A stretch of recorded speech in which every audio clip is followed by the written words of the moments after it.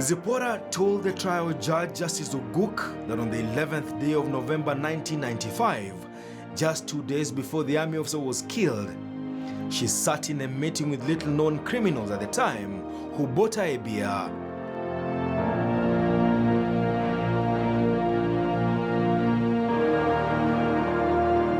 Zipporah told the trial judge that she met Gerald Wambugu Munyeria, alias Wanugu, Anthony Ngugi Kanagi, alias Washushu, Bernard Madheri, alias Rasta, and the only man arrested in connection with the murder of Geoffrey Luruti, Timothy Irungu Ndegwa.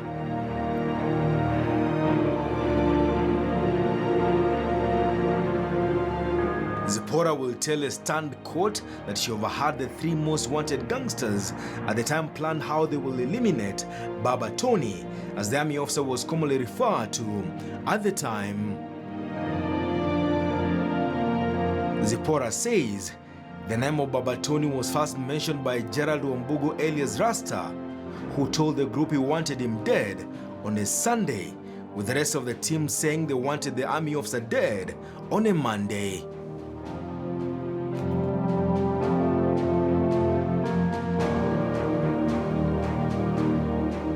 Two days later, now in the company of Rasta, Wanugu and Washushu, Zipporah says they left the city center for Thika Road, where they spotted Baba Tony's car. It was Rasta who commandeered the driver they had carjacked from the city center to trail Geoffrey Luruti.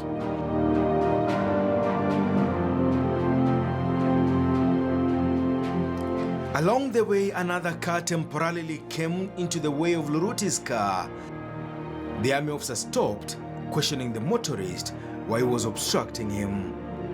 It was at this point where Rasta told the rest of the gang members they should gun down the army officer. The idea was shelved.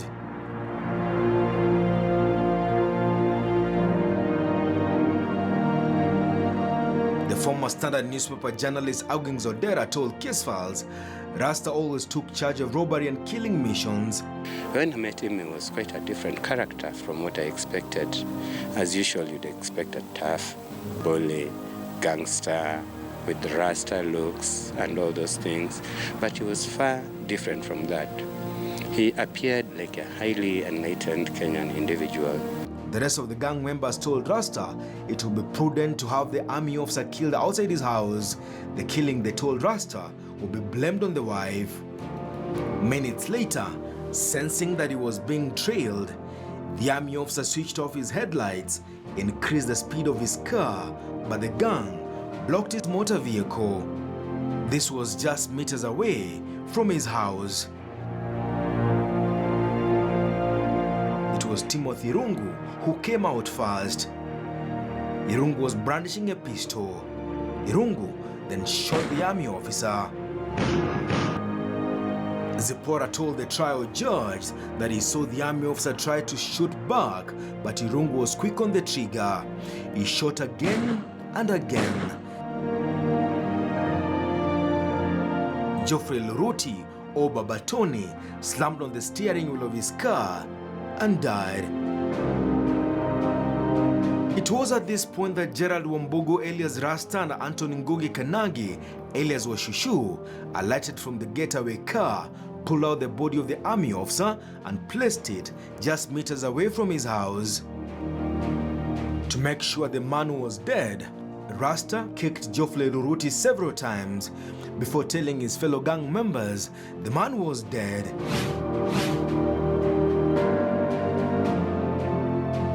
Before leaving, Timothy Irungu, one of the gang members who shot the army officer at least twice, picked up his glasses that had fallen, placed them back in their position, and left.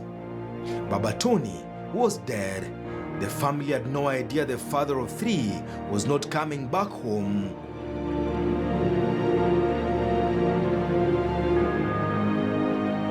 People today are talking about petty thefts in town. You know, at that time, we had like a bank robbery every week. We had cases where gangsters, gunmen would take over a whole street, city center. You remember about Kirinyaga Road. I witnessed that for about 30 minutes. Gangsters controlling traffic, others robbing shops, Kirinyaga Road, others controlling traffic, and no policeman in sight.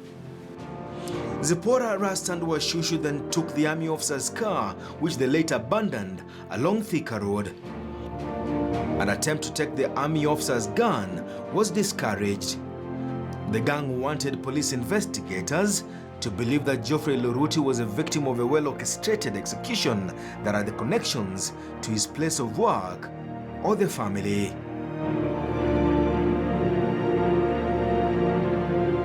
Zipporah did not tell the court what Wanungu was doing as the rest of the gang members gunned down the army officer. Wanungu was a soft-spoken man with his glasses, always hiding his sharp shooting skills. Geoffrey Luruti was shot at least 5 times, twice on the shoulder, 3 times in the hands. When he died, it was a real shocker to everybody. In fact, Kahawa Sukari Welfare Association died temporarily. For about 3 years, it was not active until some members came up and decided to revive it. The army officer saw his killer and died while trying to defend himself from the killer's bullet.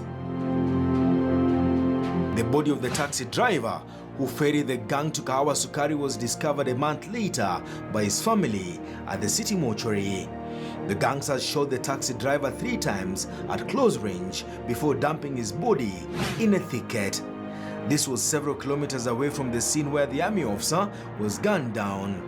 Ironically, 4 months after the National Police Service released the names of Washushu, Wanungu and Rasta as the most wanted gangsters, the 3 beat the dreaded flying squad crack unit dragnet, got into town, hired a taxi, left their personal motor vehicle with the night guard before heading to Kahawa Sukari to kill the lieutenant colonel. I actually never met him one-to-one.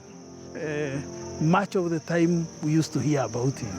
The stories we used to hear about him was that he was a very aggressive man. He was a no-nonsense man. I cannot describe his height or anything like that because he's not somebody I was very familiar with. But I knew those stories about him, so we all feared to cut his path. After 5 years on trial, Timothy Rungu was found guilty of murdering the army officer in cold blood and sentenced to death. Timothy had told the court he had nothing to do with the army officer's murder. Timothy told the trial judge that he had met the star witness Zipporah Wangeshi Mwangi through his girlfriend. The 2 were cousins. Timothy told the court it was Wangeshi who led police officers into his house, but not before planting a box that contained guns in it. The police, as I said, are not going to give you day-to-day update about why they are arresting this person and not this person. They must have had a motive for arresting the person they arrested, for taking to jail, and for him being jailed. They must have had a motive. By the time Timothy was being sent to the gallows, Wanungu, Washushu, Rasta had all been gunned down in a dramatic turn of events months and a year later.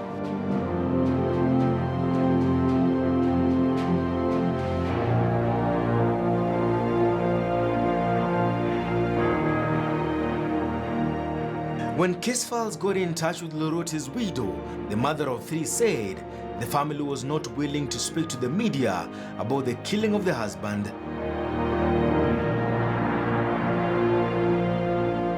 What was once a path into the estate has now been turned into a road named after the lieutenant colonel. When he died, many people went for burial. In fact, I also went for the burial all the way to Meru, and at least to give him last respect. And after that, the new Kahawa Sukari welfare that came started naming roads. And the first road that was named was this one, which was named after him. just for remembering the work he did.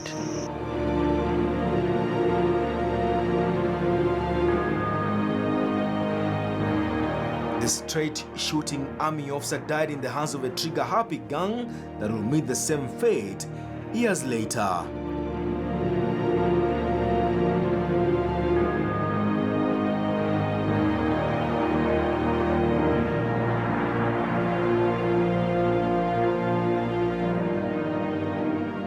The motive, let alone the masterminds behind the killing of Geoffrey Luruti, has remained elusive 2 decades later. Next week on Casefiles, we speak to the family. Casefiles, Luruti's killers is still a case open. Denson Sarigo for Casefiles.